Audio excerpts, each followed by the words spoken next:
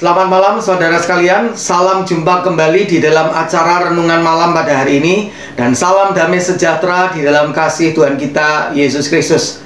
Tema Renungan Malam pada hari ini adalah ritual, moral, spiritual. Dengan dasar firman Tuhan dari Injil Matius pasal 15 ayat pertama hingga 9. Matius pasal 15 ayat pertama hingga 9. Saya akan membacakannya bagi kita semua. Kemudian datanglah beberapa orang Farisi dan ahli Taurat dari Yerusalem kepada Yesus dan berkata, "Mengapa murid-muridmu melanggar adat istiadat nenek moyang kita? Mereka tidak membasuh tangan sebelum makan."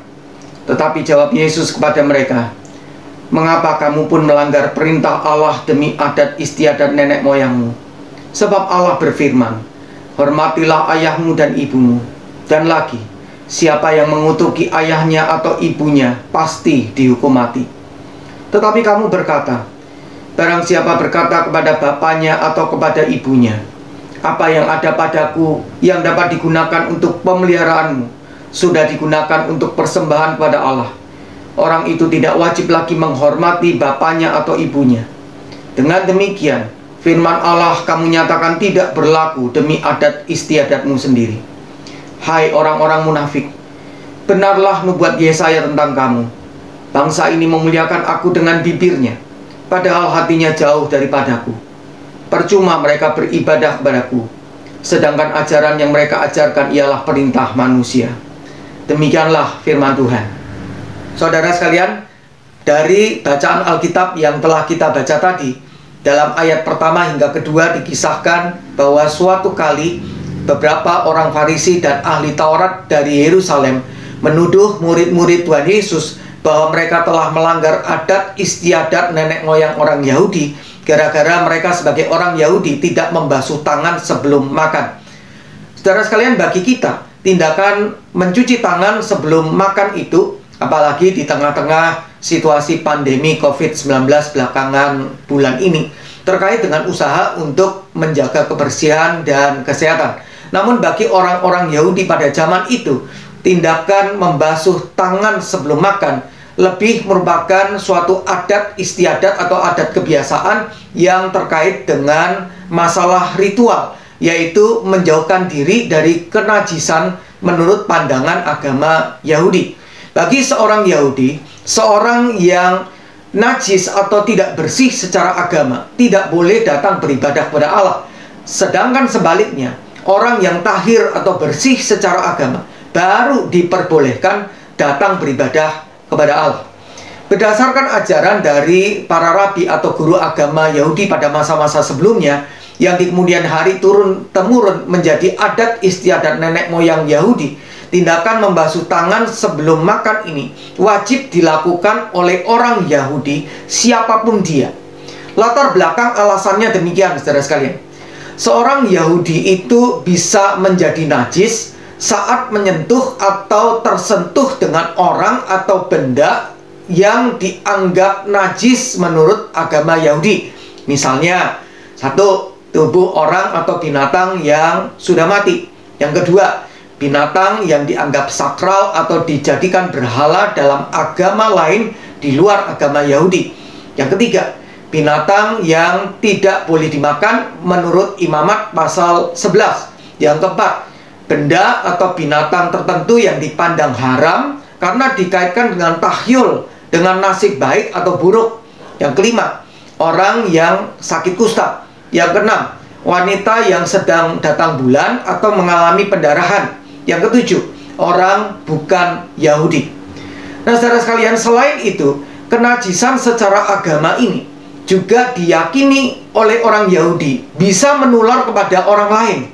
Jadi kalau misalnya si A, seorang Yahudi, tidak sengaja tersentuh oleh si B, seorang Yahudi yang sudah dianggap najis karena telah menyentuh orang atau benda tertentu yang dianggap najis tadi, maka si A itu pun akan menjadi najis juga oleh karena si B itu.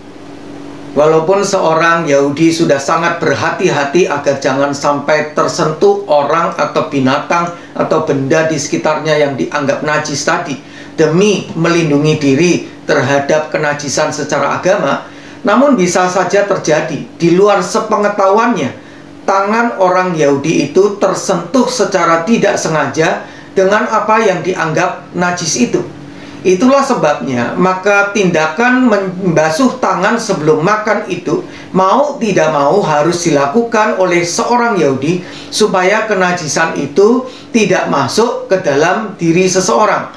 Selain itu, tindakan membasuh tangan itu pun tidak boleh dilakukan secara sembarangan, tetapi ada tata caranya juga atau ada urut-urutannya di dalam melakukannya. Nah, saudara sekalian, di dalam ayat 3, Tuhan Yesus menjawab para ahli Taurat dan orang Farisi itu dengan menyatakan bahwa mereka telah melanggar hukum Allah demi membela tradisi ritual mereka. Dan dalam ayat 4 hingga 6, Tuhan Yesus memberikan contoh langsung yang jelas atas pelanggaran hukum Allah itu, khususnya terhadap hukum kelima dari 10 perintah Allah yang berbunyi, hormatilah ayahmu dan ibumu.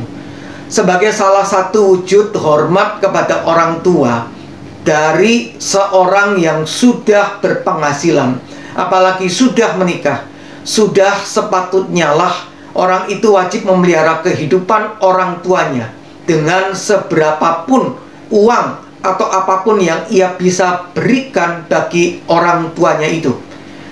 Dalam adat istiadat nenek moyang orang Yahudi, diajarkan bahwa jika seorang Yahudi ingin melepaskan diri dari beberapa tanggung jawab keuangan, termasuk kewajiban keuangan untuk pemeliharaan hidup orang tuanya, maka ia harus menyatakan bahwa harta miliknya itu adalah persembahan kepada Allah. Itu berarti ia dibebaskan dari segala kewajiban tadi, termasuk tanggung jawab keuangan untuk memelihara orang tuanya. Nah, saudara sekalian, dengan demikian orang itu dikatakan oleh Tuhan Yesus justru telah melanggar firman Allah demi ajaran yang salah dari manusia itu. Orang yang menuruti adat istiadat yang salah itu justru jadi rusak karakternya, karena punya karakter tidak peduli lagi terhadap orang tuanya, dan kehilangan berkat Allah karena tidak menghormati orang tuanya, sekaligus tidak menaati Allah sendiri. Orang yang tidak lagi peduli akan pemeliharaan hidup orang tuanya, itu sama jahat dan berdosanya dengan orang yang mengutuki ayahnya dan ibunya. Orang itu pantas mendapatkan hukuman. Saudara sekalian, di dalam ayat 7 hingga 9, Tuhan Yesus menutup jawabannya terhadap para ahli Taurat dan orang Farisi tadi dengan membahasakan ulang nubuat Nabi Yesaya yang terdapat di dalam kitab Nabi Yesaya pasal 29 ayat 13 dan menerapkannya pada mereka, yaitu bahwa mereka itu menyembah Allah hanya dengan kata-kata mereka saja, namun sesungguhnya hati mereka itu jauh dari Allah, jauh daripada kehendak Allah, baik di dalam segi moral maupun segi spiritual. Di dalam segi moral, mereka itu tetap melakukan dosa dan kejahatan, banyak melakukan ketidakbenaran dan ketidakadilan, dan juga suka mencari-cari kesalahan orang lain. Dalam segi spiritual atau rohani, mereka tidak benar-benar berusaha untuk menyenangkan hati Allah, namun lebih berusaha mencari pengakuan, pujian, dan penghormatan dari manusia bagi diri mereka sendiri. Itulah sebabnya, saudara sekalian, Tuhan Yesus pernah berkata kepada murid-muridnya di dalam Matius pasal 5 ayat 20, jika hidup keagamaanmu tidak lebih benar daripada hidup keagamaan ahli-ahli Taurat dan orang-orang Farisi, sesungguhnya kamu tidak akan masuk ke dalam kerajaan sorga. Hidup keagamaan ahli-ahli Taurat dan orang-orang Farisi itu hanyalah sebatas ketaatan lahiriah terhadap berbagai hukum, peraturan, ketetapan, dan upacara ritual saja. Tuhan Yesus menghendaki bahwa kehidupan ritual itu sepatutnya berkaitan erat dengan kehidupan moral dan spiritual, yaitu hidup penuh kasih dan hati yang bersih. Saudara sekalian, permisi tanya, bagaimanakah dengan kegiatan ibadah yang kita lakukan selama ini, baik secara onsite sebelum masa pandemi maupun secara online semasa pandemi ini? Apakah ibadah yang kita lakukan kepada Tuhan itu hanyalah sekedar sebuah ritual keagamaan, atau terkait erat dengan kehidupan moral dan spiritual kita?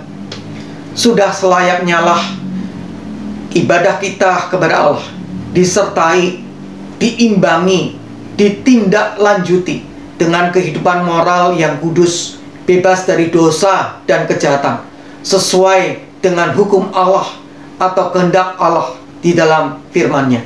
Selain itu, ibadah kepada Allah itu sepatutnya lahir dari hati yang sungguh-sungguh taat kepada Allah, hati yang sungguh-sungguh ingin menyenangkan hatinya, memuliakan namanya, bukan oleh karena motivasi yang lain yang tidak kudus dan tidak tulus. Kiranya Tuhan menolong kita untuk melakukan firman-Nya. Amin. Saudara sekalian, marilah kita bersama berdoa. Ya Tuhan, tolonglah kami, setiap orang yang percaya kepada Tuhan, agar tatkala kami menjalankan hidup keagamaan kami, itu bukan sekedar sebuah ritual-ritual belaka, tetapi sungguh memiliki dampak perubahan di dalam kehidupan moral dan juga spiritual kami. Hidup kami diwarnai dengan kasih dan juga hati yang bersih di hadapan Tuhan. Tuhan, saat ini kami juga doakan terus-menerus bagi saudara-saudara kami yang saat ini sedang mengalami pergumulan yang berat dalam hidup mereka, baik di dalam hal pekerjaan, di dalam hal ekonomi, di dalam hal keuangan, di dalam hal pendidikan, di dalam hal anak, di dalam masalah rumah tangga dan sebagainya. Kiranya Tuhan, Engkau menolong, Tuhan memulihkan, Tuhan memberikan jalan keluar, khusus untuk keluarga yang mengalami kedukaan di dalam waktu-waktu belakangan ini. Kiranya Tuhan memberikan penghiburan dan kekuatan. Kami juga doakan terus Tuhan untuk saudara-saudara kami yang sakit, apalagi mereka yang lemah tubuh, sudah bertahun-tahun lamanya dalam kondisi demikian.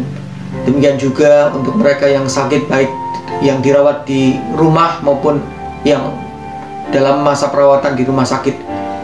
Mohon Tuhan berkenan memulihkan, menyembuhkan setiap mereka.